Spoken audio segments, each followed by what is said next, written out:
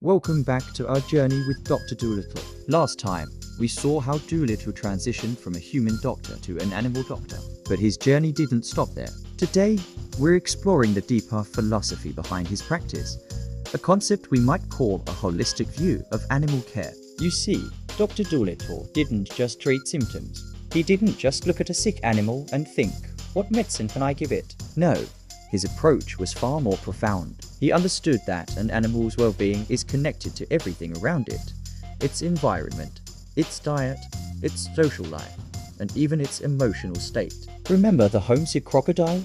A regular vet might have just given it something for its stomachache. But Doolittle, through his ability to speak its language, discovered the root cause: loneliness and a longing for its African home. His solution wasn't a pill, It was empathy and a promise to return the crocodile to its natural habitat. This is a perfect example of his holistic approach. He treated the whole animal, not just the physical ailment. This way of thinking was revolutionary. He recognized that animals, just like us, have complex inner lives. They experience joy, sadness, fear, and love. For instance, when the push-me-pulley, a shy, two-headed creature, was brought to him, Doolittle didn't just marvel at its unique anatomy. He took the time to understand its dual personality, its anxieties about being a spectacle, and its need for a safe, quiet space. He provided psychological care, not just physical examination. Let's think about Gub the pig's obsession with food. Doolittle didn't just scold him for being greedy. He understood that Gub's constant quest for food was tied to his natural instincts, and perhaps even a bit of anxiety. So, he worked on creating balanced, delicious meals, and even tried to teach the pig about moderation, turning it into a fun learning experience rather than a punishment. He addressed the behavior by understanding its origin.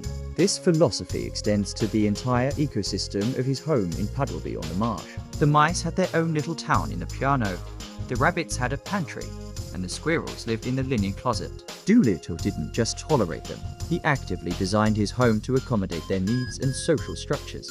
He created a harmonious community where each species could thrive according to its nature. This wasn't just about kindness, It was a practical application of his understanding that a healthy environment leads to healthy animals.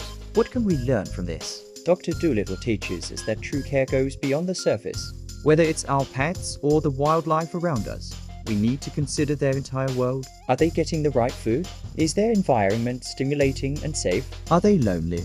Are they stressed? These are the questions Doolittle would ask. He was a pioneer of what we now call animal enrichment and behavioral science. He knew that a bored parrot might pluck its feathers not from a skin condition, but from a lack of mental stimulation. He understood that a dog acting out might be experiencing separation anxiety. He was decades, even a century, ahead of his time. His holistic view was also about respect. By learning their languages, he gave animals a voice.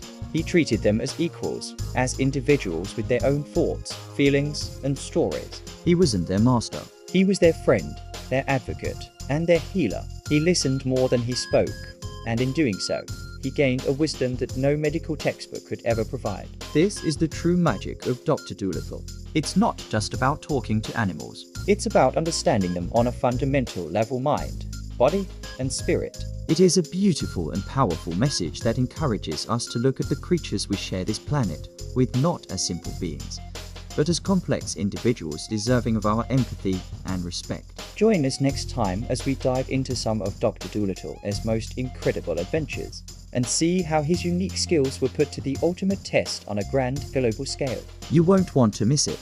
Thanks for watching, and if you enjoyed this deeper look into the world of Doolittle, please like, subscribe, and hit that notification bell so you don't miss our next episode. See you then.